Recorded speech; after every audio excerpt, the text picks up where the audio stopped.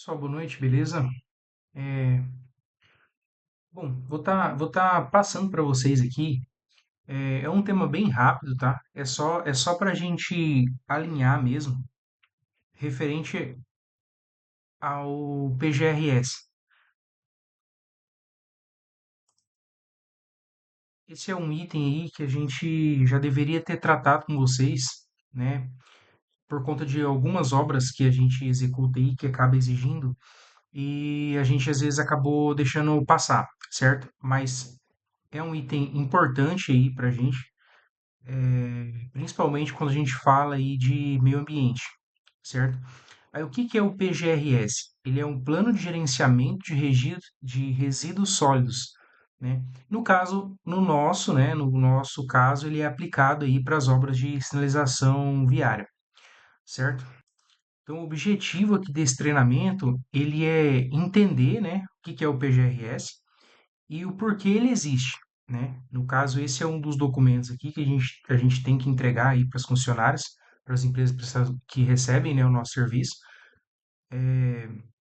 Então, no mais, ele serve para identificar o resíduo gerado, né, na frente do serviço e ele serve para auxiliar ali, né, para padronizar a segregação, o acondicionamento, o transporte e a destinação. E aí também, né, para evitar aí, no caso, o descarte irregular, né? E a contaminação e é claro, evitar, né, as não conformidades aí pra gente não sofrer nenhuma penalidade. Então, no caso, hoje esse documento nosso, esse PGRS, ele tem uma abrangência aí operacional, né, de todas as nossas obras, né, concessões, tanto para as obras de cidade, né, quanto para as obras,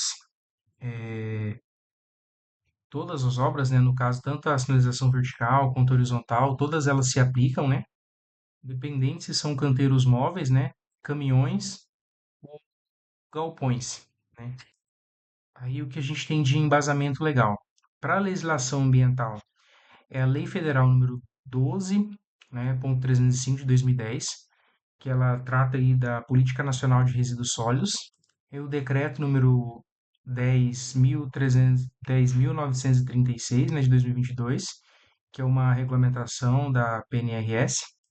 Aí a Lei 9.605, né, de 1998, e as resoluções do CONAMA aplicáveis aí. Isso quanto à legislação ambiental.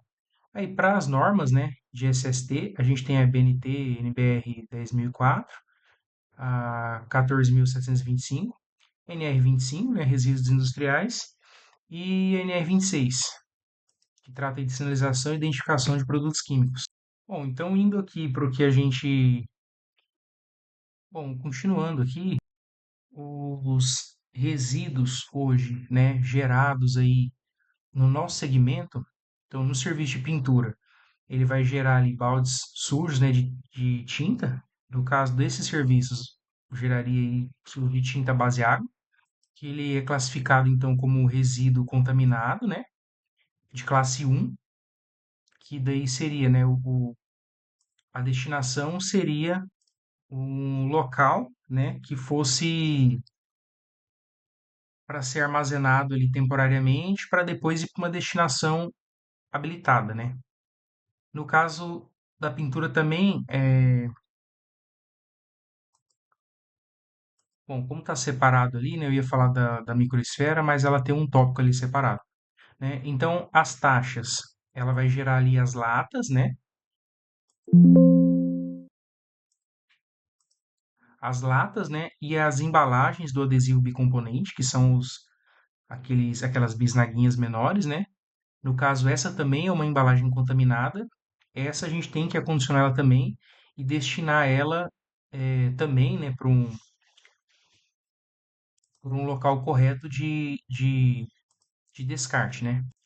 O serviço de remoção hoje, tipo de remoção de taxas, né, que é um dos aí que a gente executa, o ideal também ali é segregar, né, e direcionar conforme a composição. Para a microesfera, ela vai gerar somente as embalagens de papel. Essa pode ser, né, colocado no lixo convencional para coleta da coleta pública mesmo, ou empresa, né, quando é realizado aí A gente contrata algum serviço, né, para coleta ali dos resíduos no galpão. E ainda também o banheiro químico, né, que também em algumas frentes de serviço aí se fazem necessário, né? Esse banheiro químico, ele também tem um efluente ali, que também tem que ser feito o tratamento ali por empresa habilitada. Então, só para ir continuando, né? O que que é o fluxo, assim? É, o fluxo correto, né? Porque daí até então eu estou falando um pouco sobre a parte mais técnica, né? Mas na prática mesmo, o que que a gente tem que fazer, né? No caso, gerou o resíduo, aí é segregar, né? Seria separar isso ali, né? De uma certa forma, separar esses itens, né? Aí acondicionar, identificar, né? Armazenar ali a princípio, por exemplo, a gente tem como um balde com tinta velha, né? A gente deixa isso separado ali, né? Acondicionado essa tinta dentro de um balde ali no barracão, onde a gente sabe que não vai espalhar isso. É, normalmente a gente não vai identificar com uma etiqueta ou alguma coisa, porque a gente utiliza o próprio balde da tinta, então nela é identificado, né? Então é armazenado ali, e aí depois disso, isso é transportado para algum lugar e é dada a destinação correta ali, né? No caso, o resíduo ele nunca deve ser abandonado em pista, acostamento, galpão sem controle ou área de domínio. Ou muito menos, tipo, pega essa tinta velha e joga em um ralo qualquer, né? Ou, tipo, descarta qualquer coisa, descarta uma lata de cola, né? No lixo comum, entendeu? Isso a princípio não é o correto aí de se fazer, então a gente não adota essa prática. Então, só para continuando aqui, né, para a gente separar tipo, o que que é um resíduo contaminado de um resíduo comum e reciclável, né?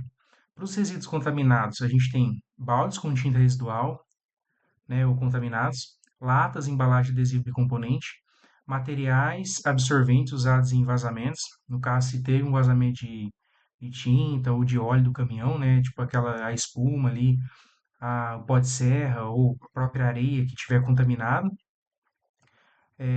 deve ficar mantido em algum local fechado, né, ou recipiente fechado e deve ser protegido, deve ser identificado e protegido da chuva. No caso, os nossos galpões aí, o ideal é ter uma baia, né? Isso a gente está providenciando, de ter uma baia própria só para deixar o material que vai ser descartado.